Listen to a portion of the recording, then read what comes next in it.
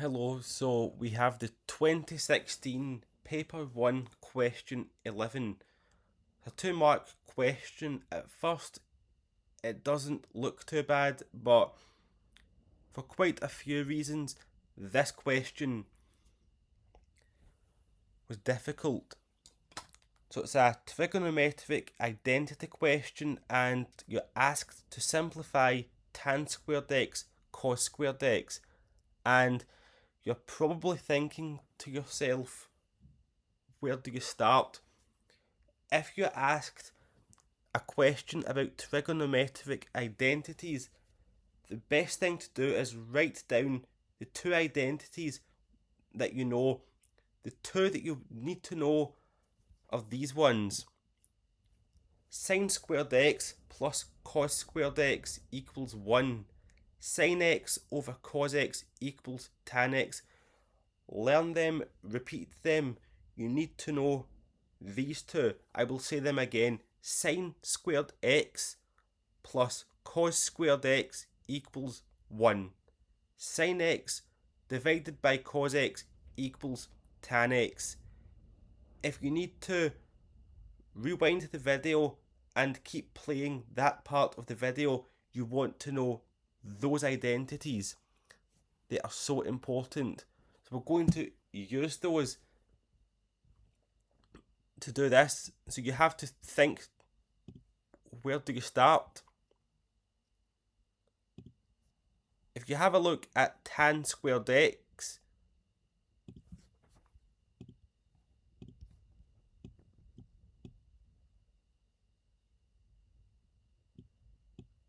it's knowing where to start is the difficult part. So that equals tan x all squared. I want to point out that it's not the same thing as tan of x squared. This is not relevant to the question, but it's something that I have to point out because so many pupils make this mistake. Tan x squared written like this means this. These are totally different.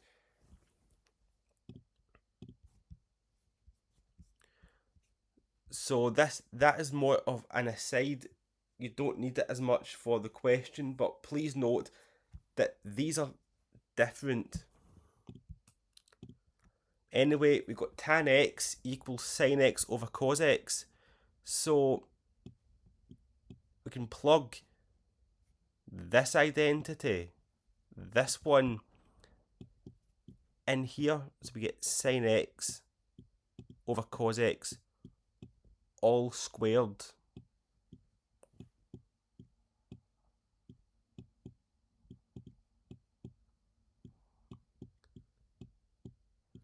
Be really careful with the brackets and the squared up there. So you're going to square both the numerator and the denominator, so that becomes sine squared x over cos squared x.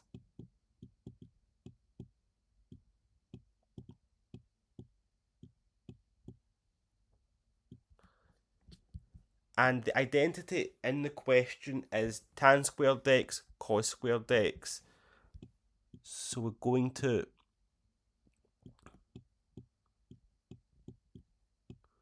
write it down again. You have to show every step clearly. The question says show your working. So in this question in particular, you need to make it crystal clear to the examiner and the marker your exact steps.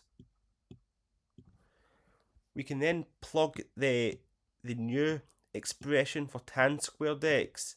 So that is sine squared x over cos squared x.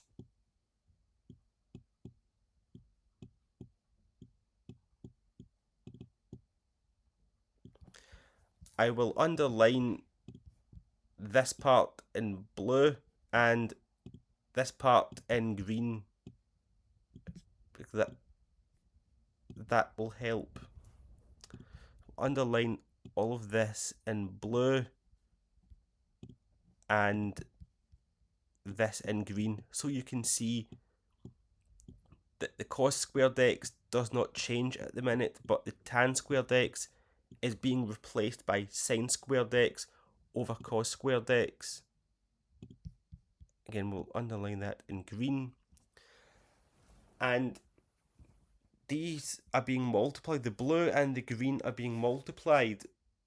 So we can cancel the cos squared x's. So we're going to cancel them, cancel, and we're left with just sine squared x. And that is the final answer. The final answer is sine squared x. It's not too bad once you're able to come up with your starting point, but unless you get to that point, this one is a difficult question, and most pupils would have struggled to even get 1 mark, never mind 2. But just remember these identities. So how would the SQA have given out the marks? Well, the first mark would be for using the trigonometric identity and applying that to the question. So the first mark would be for this, and the second mark would be for everything else. And this is what the SQA said, and we'll go through the notes. So no working, you would have got nothing. The reason for that is that they are explicitly assessing your knowledge of the trigonometric identities. If you just write down an answer, then the SQA don't know that you know the trig identities. The other thing to note is you would lose a mark in number 4 in particular. You need to look at number 4. This one is if you don't have a letter at the end, so you just write sine squared over cos squared times cos squared, because that makes no sense. So that will lose you a mark. So please just watch out for stuff like that.